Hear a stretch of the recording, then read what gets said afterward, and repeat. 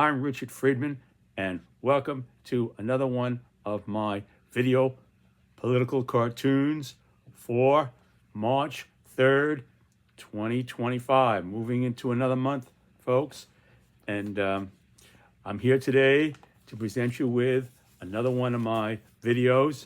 Starting off here with this scenario, we have Secretary of State Marco Rubio here, and he's in the White House, Oval Office there, with President Trump in a meeting with Vice President J.D. Vance and Ukrainian President Volodymyr Zelensky. And what you see happening here is I'm focusing in this meeting on Marco Rubio, his expression, and he appears very uncomfortable, and that image has gone viral, and it's clearly he's clasping his hands, and you could see that he's emanating discomfort. And what I have drawn here are the leaders of, here we have China, North Korea, and Russia. Okay, so there's President Putin, there's the Supreme Leader, Kim Jong-un, and President Xi Jinping. And they're all watching this video that went viral, you see? And also at the same time, they are reacting to the disastrous meeting that took place and what occurred there. So I have two things here: the reaction to Marco Rubio and the reaction to the meeting itself here in this cartoon.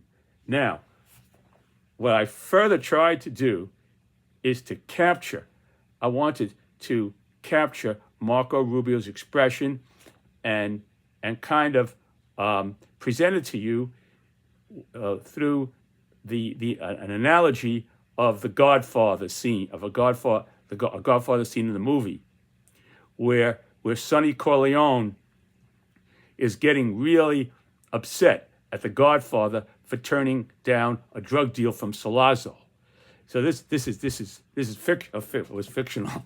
I'm not saying anything about drugs or anything like that with respect to the situation here, but I'm trying to make an analogy here of the expression of what went on here in terms of Marco Rubio's reaction and Sonny Corleone, who was really hot for that deal with Salazzo, that drug deal, because the Tattaglia family the Tattaglia family was backing them up with their $1 million investment was backed up; they couldn't lose. So Sonny was and he was getting a little annoyed at the Godfather, and I captured his expression. It was analogous to Secretary of State Marco Rubio, and I wanted to bring that forth to you as a just to get you thinking, and it's a little kind of thoughtfulness there. Okay, so first I'm going to have you here. This was a cartoon here, and I'm going to read the introduction to you. Secretary of State Marco Rubio showing extreme discomfort and clasping his hands in photo taken of him in the audience of a disastrous White House press conference with President Donald Trump, Vice President J.D. Vance, and Ukrainian President Volodymyr Zelensky. That was to address proposals of U.S. rare earth mineral rights and potential security guarantees. So Zelensky knew that coming to that meeting, he wasn't going to get any real hard written words into how a security guarantee would be executed by the United States, but he was expecting a blueprint, a groundwork that the United States would be there, with their security. In other words, a sort of a guarantee security without kind of crossing the T's and dotting the I's. He was expecting a foundation. In exchange, President Trump was going to, for the United States, going to get the rare earth mineral rights in terms of it was sort of a partnership that we're going into with the Ukrainians, that we would take a percentage, or I don't know, 50% or whatever it was, of the revenue gotten from the minerals, and we'd be sending crews there to dig. We'd be dig for those rare earth minerals that are important for our defense. Those things go into cell phones, they go into electronic displays that all our defense stuff is dependent upon, and our cell phones and our flat screen TVs, and you name it. That those rare earth minerals are very vital to all those functions. And the thing is that we don't have that, as President Trump said, we don't have that much of it, and we really need it tremendously. So, and Red China, and in China is really the headquarters. The headquarters for that kind of stuff. They have a large deposit there, and we don't want to be dependent on China, especially when we're doing tariffs and with the threat hanging over Taiwan of their possibly taking it over or invading it. I mean, we don't know what's going to happen there, so that's a big question mark. Let's put it that way. And they have, President Xi has said it's just a matter of time till it's reunited with the mainland, and they regard that as part of their country in their own thinking. So here we have that scenario. So I wanted to bring that to you. That was to address proposal of U.S. rare earth mineral rights and potential security guarantees, which President Trump did not offer. But President Trump said was basically that, look, security is easy, you see. It's an easy thing. First, let's get the deal. We get the deal with, what he's saying is get the deal with Putin. That number one, you're never going to join no NATO. Number two, there ain't going to be no European, he didn't say that, but he said there's not going to be any NATO, and there's not going to be any the United States is not going to be there militarily, or this or that, this and that, and Europe will basically have to really step up to bat and secure Ukraine. So President Trump, and the fact of the matter is that by Europe's own admission, the leader of the United Kingdom just said the other day, we could do a tremendous thing, but we can't really get the job done without the support of the United States, with all our expertise and all our advanced weaponry and all that stuff, the missiles, the long-range missiles, and all that business. So without America, we'll step up to bat, but we probably won't be that successful without U.S. support. You see, so they are saying that. You see, so in that backdrop here is where we're at right now. So the Europeans are definitely going to be there with their troops, they say, to as a guarantee, but it's not thought of as a long-term thing, you see. And the thing is here that to develop all those minerals and everything will could take 10 years to really develop that. So President Trump is saying, well, you're going to have to Zelensky, you're going to have security because we're going to be there with our stuff. We're going to be there.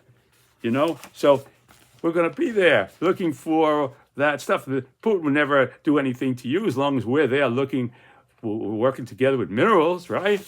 So here's Ukraine here. You see, so this is basically from another thing I did here, but this is really the situation here with Ukraine. You see, the Russians have taken about 20% of the country. You see, they have over here. You see, now there are pockets.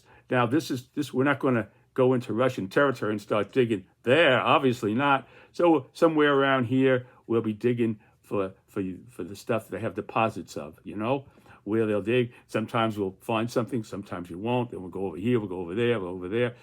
Meanwhile, who's to say that Russia couldn't go in from the other country here, which is Belarus.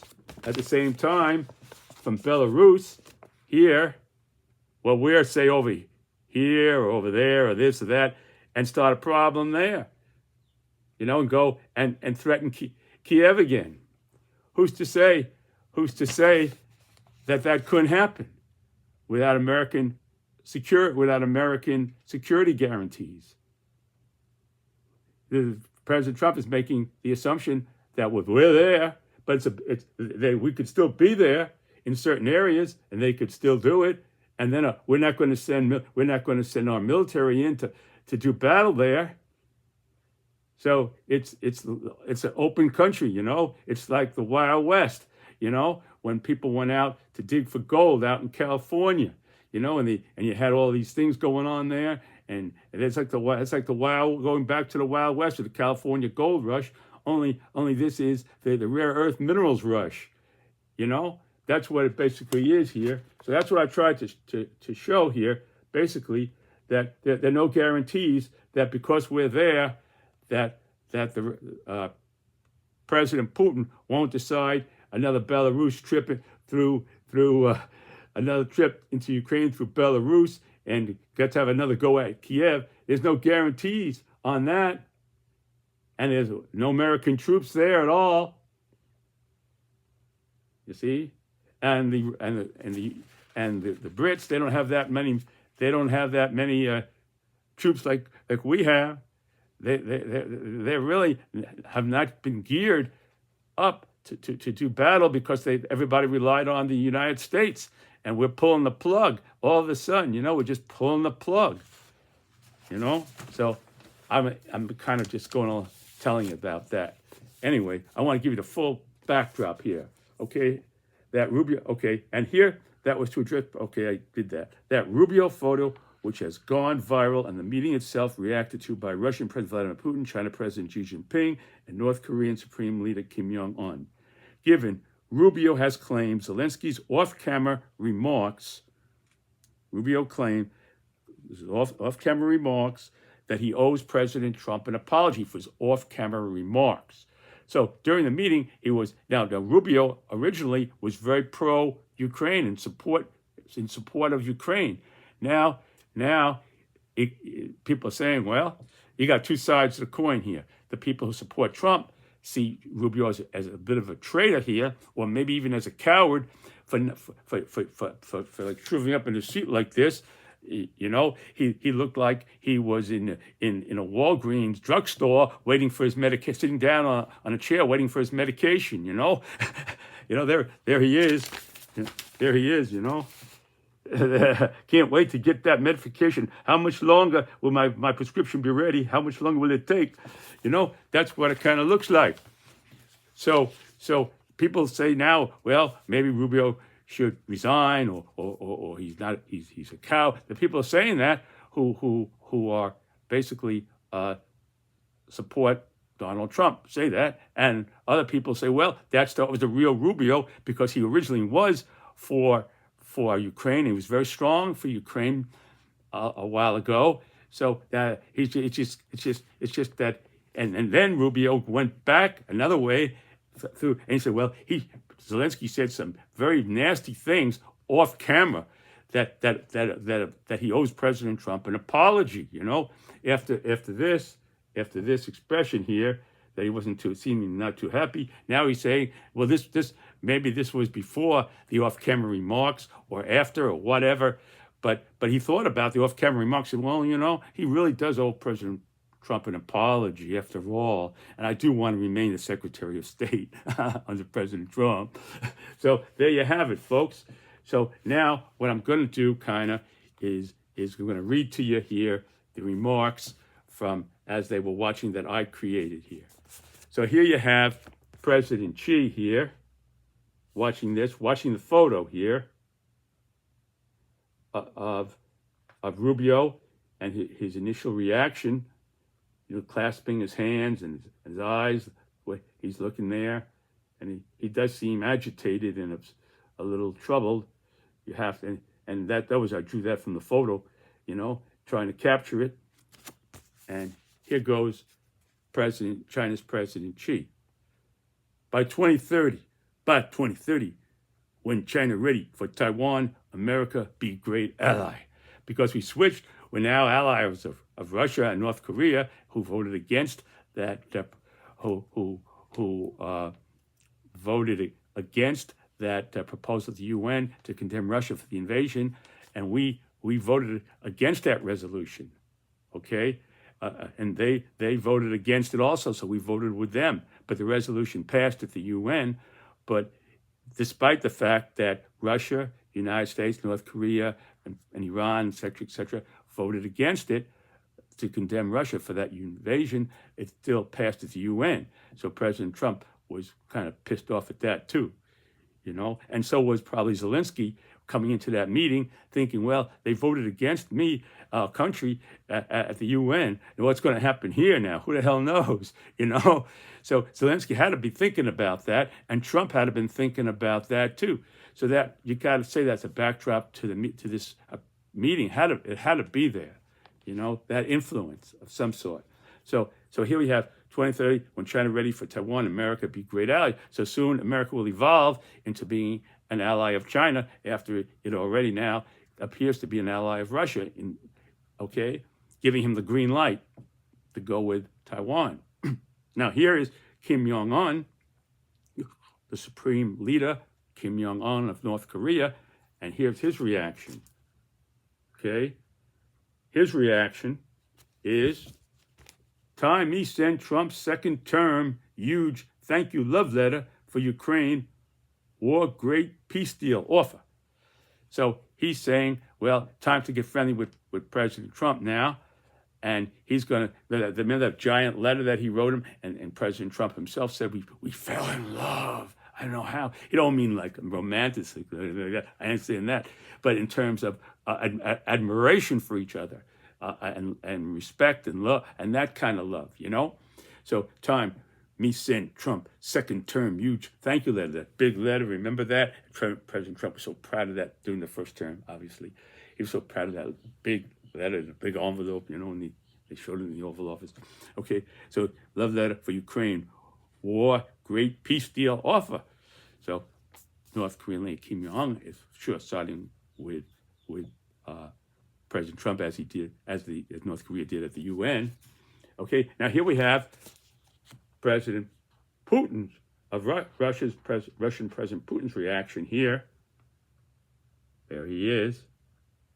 He's thumbs up. Also, thumbs up. See, they're all thumbs up. Thumbs up, thumbs up. And Putin here gets the last word. Gets the last thumbs up. And he says, at last, America is with Russia. At last, finally, they've come around to being with us.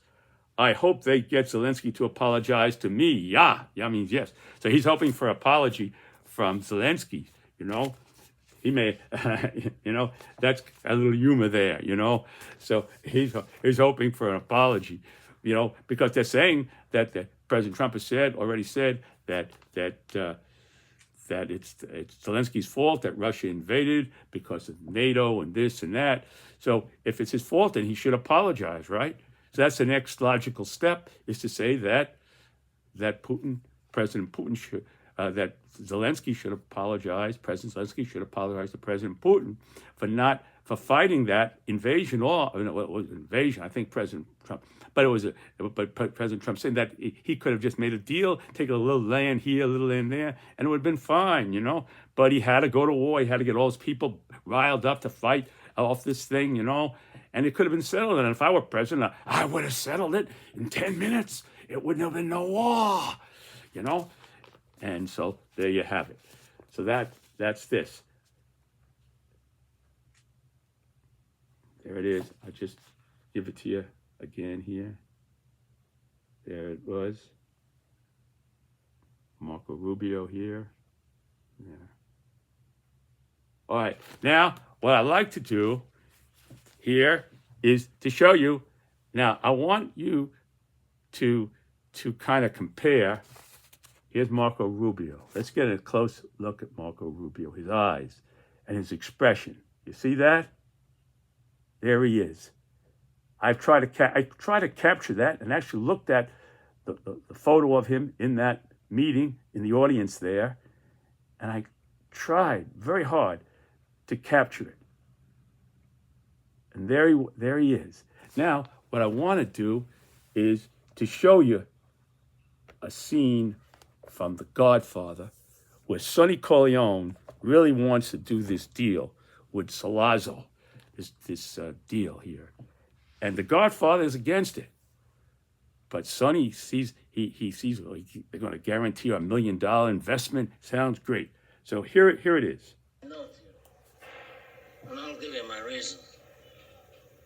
It's true, I have a lot of friends in politics. But they wouldn't be friendly very long if they knew my business was drugs instead of gambling, which they regard as a harmless vice. But drugs is a dirty business. See, Sonny's getting pissed off there. You notice that? He wants to do that deal. Look at his eyes. I could bring it in. If you're worried about security for your $1 million, the Italians will guarantee it. Oh, are you telling me that the Italians guarantee our investment?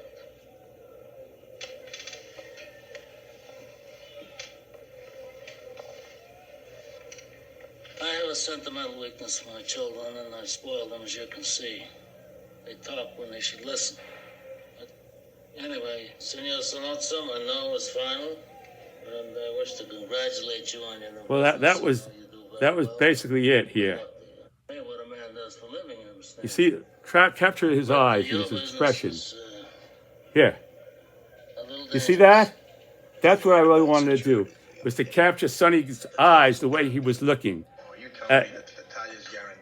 Okay, that's what I hope I've accomplished that, to make that comparison. And let's go back, and there was Marco Rubio. There he was at the meeting.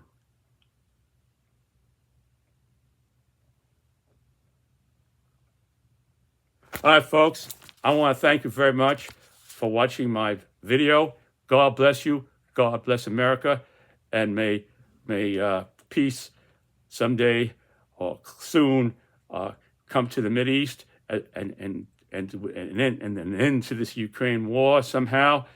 And we can only pray now that